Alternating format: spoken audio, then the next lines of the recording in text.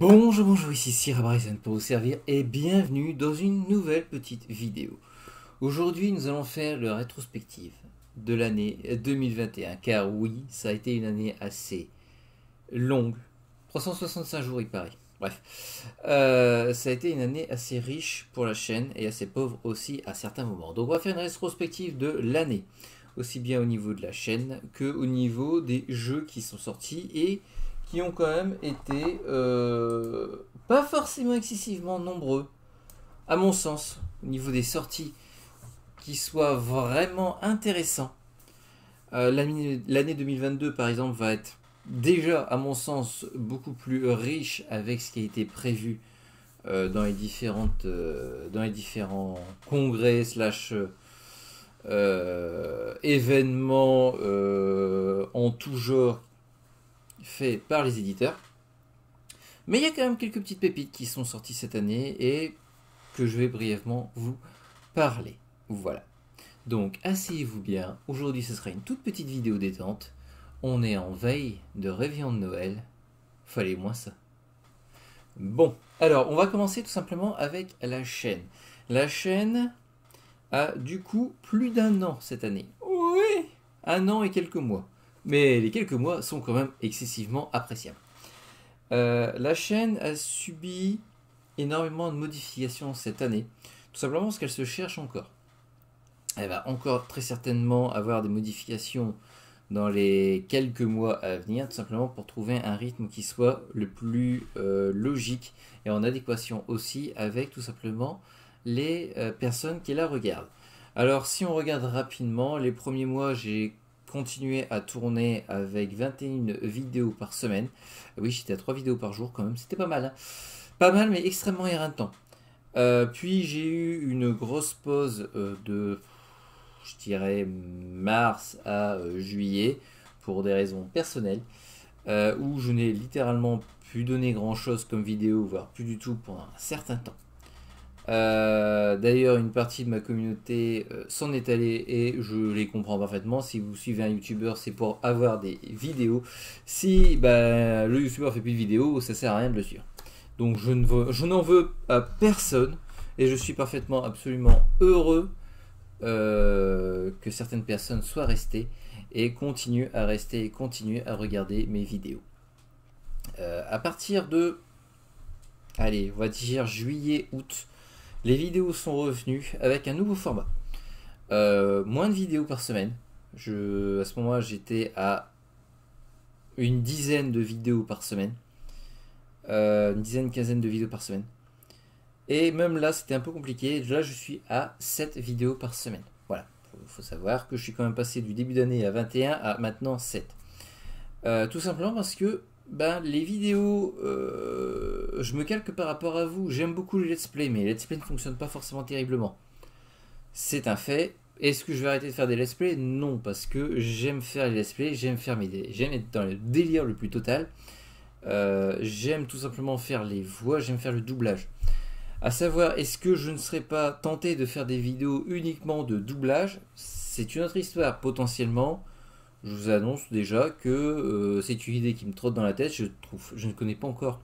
Je me suis pas encore arrêté sur un format précis. Je ne me suis pas encore arrêté sur qu'est-ce que je ferais dedans. Mais c'est un truc qui me plaît, c'est un truc que je trouve délirant de faire des doublages plus ou moins humoristique, plus ou moins caricatural de ce que je suis en train de regarder. Vous m'avez vu, entre autres, dans les Animal Crossing, faire passer le truc complètement kawaii pour un truc extrêmement glauque. Tout au début de la chaîne, je l'avais déjà fait avec Genshin Impact. C'est quelque chose qui me plaît. Donc c'est quelque chose qui reste dans un coin de ma tête et qui arrivera potentiellement en 2022 sous un format divers et varié, je ne sais pas encore. D'ailleurs, si vous voulez me contacter pour, je ne sais pas, me faire lire des trucs que vous auriez écrits ou vous faites de l'animation, je ne sais pas, et vous voulez quelqu'un pour faire des voix, n'hésitez absolument pas. Voilà. Je suis ouvert à toute suggestion et je vous avouerai que c'est un truc, comme je vous ai dit, qui me plaît beaucoup. Donc, faisons une pierre deux coups. Voilà. Donc la chaîne a beaucoup évolué sur ce point-là. J'ai un poil moins de let's play, même si je continuerai à en faire. J'ai par contre trouvé un format qui plaît énormément, c'est la découverte des tests des découvertes et des tests des jeux mobiles. Ça plaît beaucoup, entre autres pour Mythic Heroes, qui est actuellement ma plus grosse licence sur le jeu. Et il faut savoir que si vous regardez les statistiques au niveau de YouTube, ce n'est pas que au niveau de ma chaîne qui est de ma communauté où il y a quelque chose qui est assez conséquent. C'est tout simplement que à l'heure actuelle, tout du moins à l'heure où je fais la vidéo, grâce à vos vues, vous m'avez placé comme étant une des références francophones du jeu. Littéralement, vous cherchez Mythic Heroes dans Google, je suis dans le top 10, voire potentiellement je suis plusieurs fois dans le top 10 des vidéos que Google ou que YouTube va référencer sur le jeu. Donc en fait je suis devenu une référence sur ce jeu là grâce à vous. J'aime beaucoup ce jeu, donc ça m'arrange, mais c'est surtout grâce à vous que je suis devenu une référence sur ce jeu et je vous en remercie. Je l'aime beaucoup et je vais continuer à en faire bien évidemment jusqu'à ce que mort s'en suive, non peut-être pas quand même, jusqu'à ce que potentiellement le jeu s'arrête ou tout du moins jusqu'au jour où le jeu déconnera beaucoup. Oui, je prévois que le jeu déconne un jour, tout simplement parce que c'est le principe même d'un jeu mobile de, au bout d'un moment, dérailler et soit fermer les serveurs parce qu'ils ont plus assez de ressources, soit dérailler parce que l'argent leur est monté par la tête et qu'ils vont passer le jeu en complètement pay to win. Voilà. Il y a énormément de jeux, c'est arrivé tellement de fois que je m'attends la mort dans l'âme, même, je m'attends quand même à ce que ça arrive sur le jeu. Alors pas incessamment sous peu, pour l'instant ils sont quand même assez bienveillants, même s'il commence à y avoir quelques petites pointes de pay to win dans les événements par-ci par-là. Faut les trouver, faut les voir, mais quand on les voit on fait ah ouais non. Le jeu reste quand même excessivement free to play, de toute façon vous voyez au fil de la semaine sur ma partie où au final l'arène étant cross-server, je reste actuellement dans les 500 meilleurs joueurs. Sur l'arène normale, enfin sur l'arène générale. L'arène des maîtres, c'est autre chose. Hein. L'arène des maîtres, je n'ai pas pour l'instant la puissance générale pour le faire, mais au niveau de l'arène générale, je reste quand même excessivement bien classé, je trouve personnellement, pour un compte absolument free-to-play. Donc je suis absolument content de Mythic Heroes et je suis aussi content que les rendez-vous du dimanche soir où je vous fais découvrir un jeu et où je vous en donne mon avis vous plaisent. Alors il y a eu des couacs, comme tout à chacun je pense, il y a eu des couacs sur certains jeux où mes tests n'ont pas été appréciés, je ne vais pas dire à leur juste valeur, hein. Après tout c'est des tests que je fais avec mon bagage, avec mon expérience et avec ma vision des choses. C'est parfaitement logique que certaines personnes ne soient pas forcément d'accord avec ce que je dis. Tant qu'on reste dans la bienveillance au niveau des commentaires, moi je suis prêt à débattre. Après, débattre ne veut pas dire non plus que je vais vous dire oui, vous êtes là ma communauté, oui, vous avez raison, je m'écrase. Non, je vais débattre aussi avec vous, bien évidemment. Donc il y a eu quelques échanges vifs, on va dire, avec certaines personnes de ma communauté, mais toujours plus ou moins dans la bienveillance, donc ça c'est quelque chose que j'ai extrêmement apprécié. Ça m'est déjà arrivé d'avoir des coms un peu plus, comment je vais dire ça, venimeux, entre autres sur Dragon Quest Tact, où là j'ai dû complètement ban la personne, parce qu'elle devenait absolument ingérable. Tant que les personnes restent dans la politesse, dans le respect de l'autre, je n'ai absolument aucun problème de faire de discuter, de revoir mes points de vue potentiellement, mais bon, il y a des fois c'est compliqué. Voilà, mais là, donc cette année, ça a été absolument agréable, je vais pas dire merveilleux quand même, mais ça a été extrêmement agréable d'avoir une communauté comme j'ai actuellement avec vous. C'est-à-dire qu'on peut discuter, on échange, on a des points de vue qui parfois diffèrent, mais toujours dans le respect de l'autre. Mais c'est vrai qu'il y a quelques tests, entre autres Cianzano, entre autres sur certains jeux que j'ai testés sur Switch, tout du moins les démos que j'avais testés sur Switch. ça arrivera encore et toujours, tout simplement parce que comme je vous ai dit, c'est selon mon point de vue, c'est un test qui reste non pas absolument objectif, puisque on ne peut pas avoir un test objectif. On est toujours, on fait toujours un test via le prisme de nos connaissances, de nos ressentis, de nos expériences en général. Donc après, je vous les livre et je vous explique du plus profondément, enfin de façon la plus précise possible, pour que vous sachiez pourquoi moi je n'ai pas forcément apprécié ou moi j'ai apprécié quelque chose et pourquoi vous ça diffère. Voilà. Mais encore une fois, je suis absolument heureux que ce format vous plaise et je vais continuer, même si je vous avoue que ça me prend beaucoup de temps. Il faut savoir que Mythic Heroes plus la vidéo du dimanche me prennent déjà énormément de temps. D'où entre autres le fait que les let's play, pour moi ça reste quand même une bouffée d'air frais. Simplement parce que j'enregistre la vidéo, je la monte, ce qui prend pas forcément trop de temps de les monter, les let's play. Et puis après je vous les donne, c'est beaucoup moins... comment je vais dire ça, c'est beaucoup moins de travail en amont et en off que les vidéos, parce que ça m'a quand même demandé cette année de tester, je crois, une vingtaine de jeux.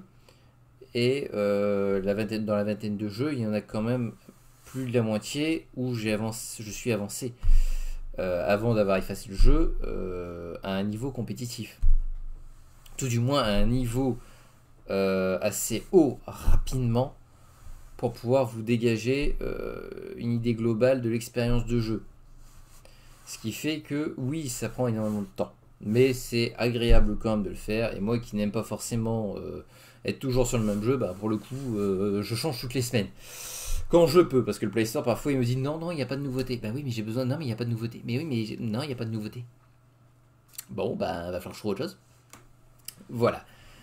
Donc ces formats-là vont rester. Les jeudis du rétro passeront à un par mois tout simplement parce que il me faut le temps de faire les recherches, il me faut le temps de faire le montage, il me faut le temps de le tourner. Il me faut le temps. Et que un par semaine, c'était plus faisable. Voilà. Donc ça passera un par mois. Peut-être 2 par mois. Ça dépendra. Maintenant, le reste, ça sera très certainement du let's play. Alors, je vous annonce déjà que a priori, il y aura du Magic Arena qui va revenir. Alors, est-ce que ça sera pour faire du niveau compétitif? On verra. Je ne le sais pas encore moi-même, le format je ne l'ai pas encore forcément en tête. Je ne sais pas si ça va revenir sur la présentation des extensions et quelques petites parties comme ça, ou si ça va être comme j'ai fait un moment, c'est-à-dire vous montrer des matchs de mon évolution et de mon ascension au niveau des rangs. Je sais que ça avait été aussi très apprécié. Donc c'est à voir.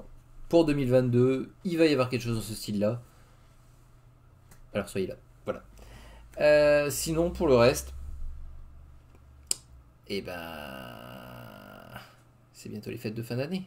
Des cadeaux.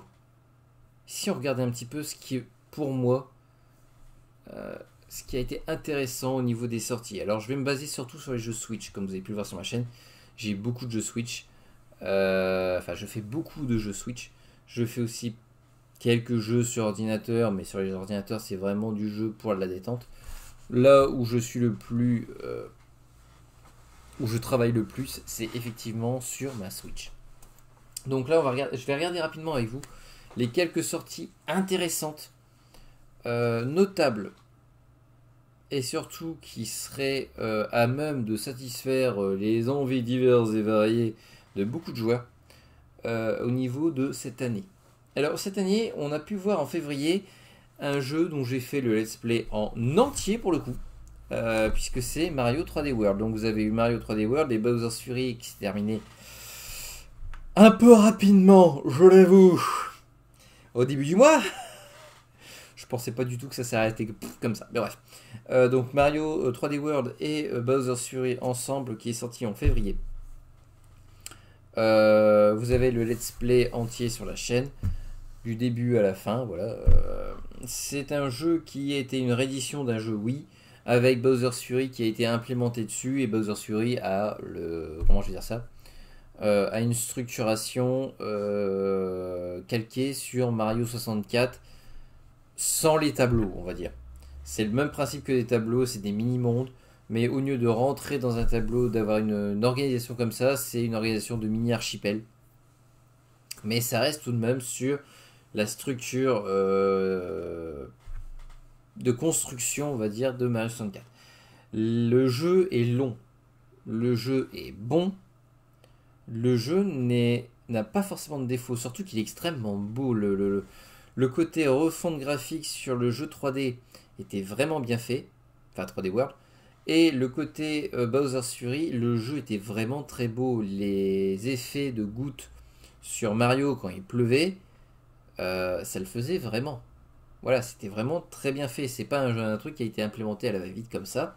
C'était très bien fait et donc je le recommande. Un autre jeu qui est sorti en février et que je n'ai pas proposé sur la chaîne parce que je le savais pertinemment que ça aurait été beaucoup trop long, c'est Bravely Default 2 qui se trouve dans ma ludothèque et enfin dans mes vidéos ludo-vidéothèque, je ne sais pas comment vous la prononcez, dans ma liste de jeux qui se trouve là-haut, voilà, dans mes boîtes. Un très très très bon RPG dans la lignée de Bravely Default premier du nom et Bravely Second, voilà. C'est vraiment un jeu que j'affectionne. C'est vraiment une structuration que j'affectionne et un côté graphique que j'affectionne beaucoup. Les Bravely, les Octopass et l'année qui va arriver en 2022, Triangle Stratégie, dont j'avais fait un test écrit, un des rares tests écrits qui se trouve sur ma chaîne. Je vous conseille vivement d'aller le voir. C'est bon au niveau de ma façon de parler. C'est pas forcément très fluide. C'est un peu assuré parce que tout simplement je lis un texte, ce qui ne m'arrive pas très souvent comme ça. Mais ça reste quand même un test qui est réfléchi, qui reste vrai et que j'ai eu beaucoup de joie et beaucoup d'envie de faire. Et je trouve que le rendu est plutôt pas mal. Voilà. Donc c'est vraiment un jeu extrêmement profond, avec un gameplay qui est aux petits oignons, avec une histoire qui est extrêmement longue, qui est vraiment très long, bien structuré, avec des petits cliffhangers à droite et à gauche qui font plaisir, qu'on ne va pas forcément voir venir. C'est franchement un excellent jeu que je recommande. C'est un JRPG, donc au tour par tour. Pour ceux qui aiment, de toute façon je pense que vous l'avez déjà acheté. Ceux qui hésitaient, n'hésitez plus à y acheter. Et ceux qui ne connaissent pas, eh ben, je ne saurais que vous conseiller d'aller voir une petite vidéo trailer du jeu. Et vous allez voir, c'est magnifique, c'est beau, c'est bien structuré, c'est bien foutu. Et l'équipe qui est quand même aux commandes de ce jeu sont quand même des grands de ce monde. Donc vous pouvez y aller les yeux fermés. Voilà. Notre jeu qui est sorti sur le 2021 et que j'ai commencé à faire sur la chaîne, qui n'a pas eu de succès sur la chaîne et je peux le comprendre, c'est Fuga. Fuga est un excellent jeu avec une structuration qui est absolument particulière. Le jeu, tout est particulier dans ce jeu, dans le sens où il n'y a rien qui soit reconnaissable d'un autre jeu. Tout a été refait, restructuré, pensé pour le jeu. Il y a tout qui est tellement beau en fait dans le jeu. Le jeu est beau, le jeu est réfléchi et le jeu, il n'y a rien qui n'ait pas un sens dans ce jeu en fait. Tout a été fait pour que ça rentre dans le jeu et tout a été créé en ce sens. La direction artistique est magnifique. Le doublage, je ne saurais que trop vous conseiller de le mettre en français. La doubleuse, entre autres, qui fait la voix off de Fuga, et accessoirement la doubleuse de Zelda dans les Breath of the Wild par exemple. C'est une doubleuse de génie qui a énormément de passion et qui a énormément à faire transparaître et à communiquer les émotions et ses sentiments, et c'est absolument divin. La bande son est absolument monstrueuse. Voilà, c'est des grands du nom, une bonne musique. La direction artistique au niveau visuel, pour moi, c'est quelque chose d'extrêmement beau, qualitatif, léché, c'est tout ce que vous voulez. C'est sublime. Et le gameplay en lui-même est extrêmement bien ficelé, bien réfléchi, avec des niveaux de difficulté qui sont adaptés et adaptables selon les situations et selon votre niveau personnel, avec énormément de fins possibles selon si vous avez des sacrifices ou pas dans le jeu. Pour ceux qui n'ont pas suivi mon let's play, je conseille d'aller commencer, tout du moins les vidéos, elles sont un peu longues, un poil longues, je crois que j'en ai 5 ou 6, et j'ai stoppé net le let's play, puisque il n'y avait pas énormément de vues, donc bon voilà. Je ne vais pas continuer non plus à faire quelque chose que vous ne voulez pas regarder. Mais je vous conseille d'aller regarder des bouts, des extraits. Ça ne me changera rien au niveau de mes statistiques des vidéos. Hein. Si vous regardez un extrait de 2 minutes sur une vidéo de 50 minutes, je vous rassure, c'est pas pour les nombres de vues que je vous dis ça. Hein. C'est limite, ça va même me pourrir la stat plus qu'autre chose. C'est l'algorithme de YouTube qui a un poil changé et qui fait que. Mais allez, n'hésitez pas, je m'en fiche littéralement des statistiques sur ces vidéos-là. Donc allez regarder, zioter des extraits. J'ai refait une partie, quasiment tous les doublages, mis à part les voix off, je les avais refaits. Je m'étais éclaté d'ailleurs. Et la façon de jouer de ce jeu est unique et très bien fait. Donc je vous conseille d'aller le télécharger puisqu'il ne se trouve pas en physique. D'aller le télécharger et d'y jouer si vous le trouvez en promo. C'est quelque chose d'unique, mais c'est quelque chose de très bon. Voilà. Un petit jeu qui est sorti en septembre, Astria Ascending, que j'avais proposé sur ma chaîne et j'ai pas forcément eu de réponse ultra positive sur Instagram. Donc je ne l'ai pas fait sur ma chaîne et je suis en train d'y jouer tranquillement pendant les vacances. Parce que j'avais pas eu le temps de le faire avant. Donc Astria Ascending, qui est un JRPG fait par les amoureux de JRPG, et entre autres supervisé, et tout du moins sous les conseils des grands de ce nom qui ont fait entre autres les premiers FF. C'est léché, c'est perturbant au départ au niveau de la direction artistique, il faut bien l'avouer. Il y a quelques petits éléments qui sont donnés dès le départ qui donnent le tournis, on va dire. C'est littéralement dès le départ, vous avez tous vos persos. Vous avez beaucoup de choses qui sont débloquées dès le départ et qui n'ont pas été amenées via un tutoriel ou via l'histoire. C'est vraiment, on vous donne un gros paquet dès le départ, on vous donne le gros bébé en vous disant ah, tu te démerdes. Bon, alors ça donne un peu le vertige parce qu'il y a énormément de choses à regarder. Soit vous y allez en YOLO en faisant wouhou, je vais y aller. Oui, pas.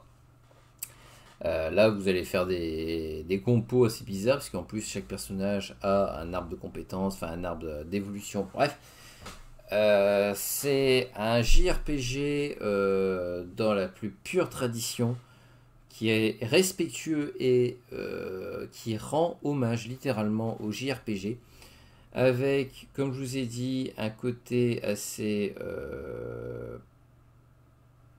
enivrant et en même temps qui peut dérouter certains au début du jeu. Faut s'accrocher et après la magie arrive. Alors je vous dis pas de vous accrocher 15 heures, hein. Il y a des jeux où c'est au bout de 15 heures que ah bah tiens le jeu est pas mal. Non, accrochez-vous une petite heure. Ou rusher la petite heure pour commencer à appréhender les éléments. Ça se fait, c'est extrêmement beau et c'est très bien foutu et le scénario est sublime. Et enfin, en novembre, il est sorti un jeu que je pense que vous connaissez parce que vous en avez bouffé encore jusqu'à la fin de l'année. Vous allez en bouffer. C'est Pokémon Perle Scintillante. Oui, Pokémon. Non, je vais pas vous mettre de petites vignettes ici, de petites vidéos. Et je vais pas commencer la vidéo tout de suite sur Pokémon. Pokémon qui reste un remake. Pokémon qui est sur ma chaîne et qui va très certainement se terminer en fin d'année. Je ne pense pas commencer 2022 avec Pokémon. Pokémon qui n'est pas forcément très apprécié sur la chaîne. Mais il faut dire qu'il y a tellement de monde qui a fait des vidéos sur Pokémon que c'est compréhensible. Hein, si vous avez déjà vu chez divers et chez 3 ou 4 youtubeurs les vidéos, bah, chez moi la seule chose qui va différencier par rapport aux autres, c'est que je fais les doublages. Ouais. Donc ça fait pas grand chose de différence. Ça, le fait que je sois en Nuzlocke, mais beaucoup le font en Nuzlocke aussi. Mon avis personnel sur ce jeu, sans trop rentrer dans les détails, puisque je vous l'aurai comme d'habitude à la fin de la série, comme d'habitude. Quand je serai sur le clap de fin, je vous expliquerai mon ressenti, les points positifs et les points négatifs du jeu. Enfin bref, je vous ferai un récap du jeu en général. Sans trop rentrer dans les détails, je trouve que ça se voit que c'est pas Game Freak, c'est pas Nintendo qui était aux commandes, c'était une petite société indépendante. Enfin indépendante de ces deux-là. Auquel on a refilé le bébé en disant vas-y, fais ce que tu veux. Et le problème, c'est que c'est un remake qui est extrêmement pas décevant. C'est un remake qui est extrêmement comment je vais dire ça, feignant. Ouais, feignant. C'est-à-dire qu'ils ont repris Pokémon Perle, ils ont changé les assets, puis c'est tout. Ah, ils ont rajouté les souterrains. Oh. Est-ce qu'ils ont rajouté des niveaux de difficulté? Non. Est-ce qu'ils ont modifié une partie du code pour revenir plus sur un côté platine? Non. Par exemple, Ruby Omega Saphir Alpha, vous pouviez aller jusqu'à aller dans l'espace pour combattre Rayquaza. Chose que normalement on ne peut pas faire dans Ruby et Saphir. C'était dans Emerald qu'on le faisait. C'était beau être un remake. Ils avaient récupéré les parties de Emerald pour l'implémenter dans le jeu. Là non. Mais là c'est encore plus... comment je vais dire ça? C'est encore plus visible. Parce que à vouloir faire trop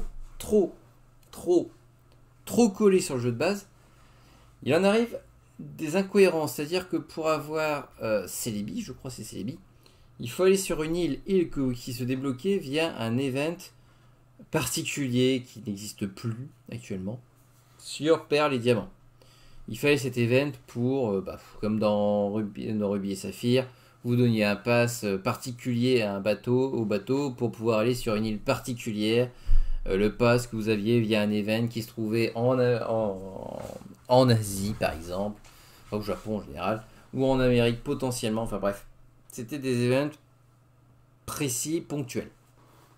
Ah bah non, pas de problème, là on va faire la même île. Mais l'event il n'existe plus. Ouais. Et on peut pas le récupérer autrement. Non.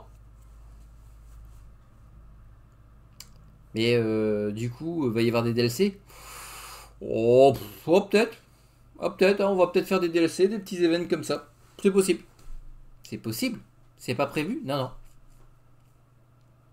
Donc vous êtes en train de dire que vous avez été tellement feignant à faire le codage que vous avez repris le codage de base avec les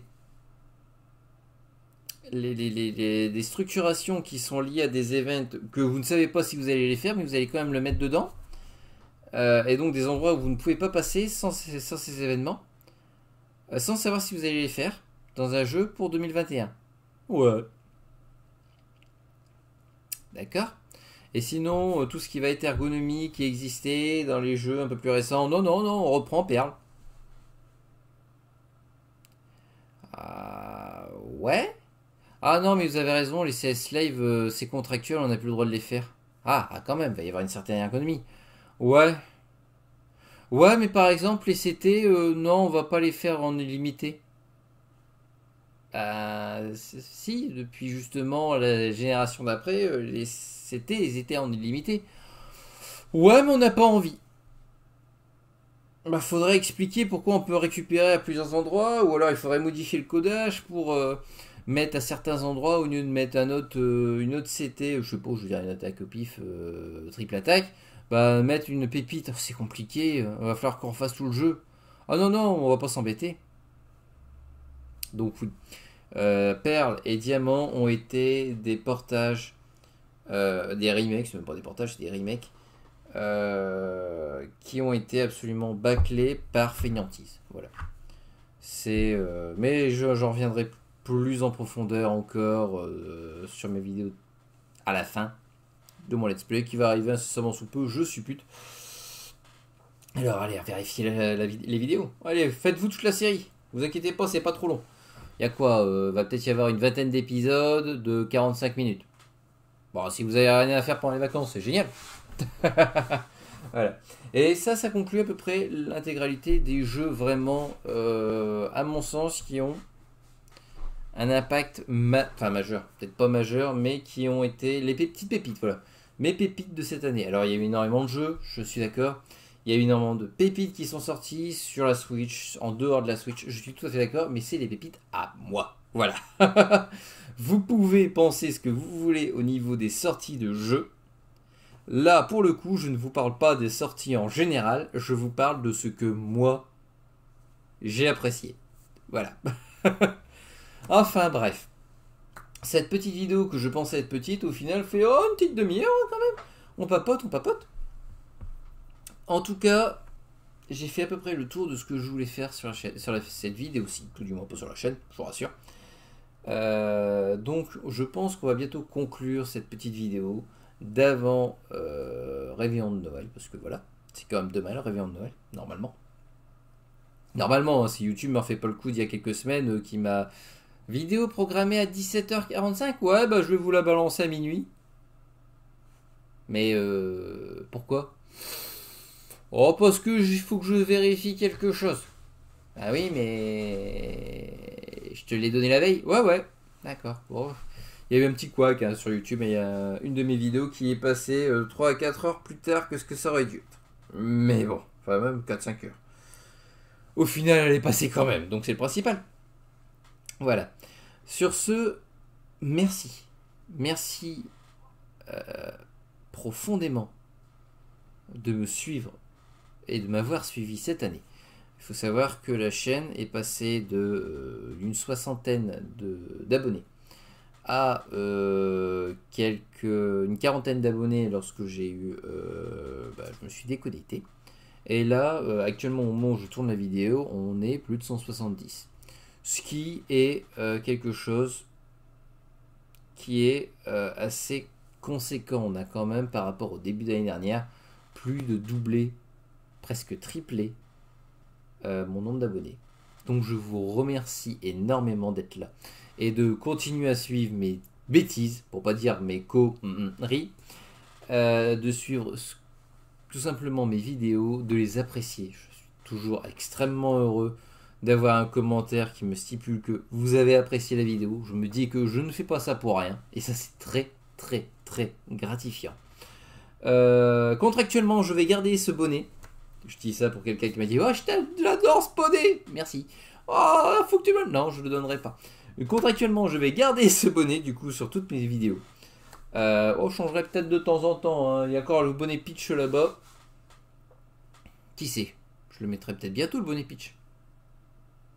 Oui. Peut-être.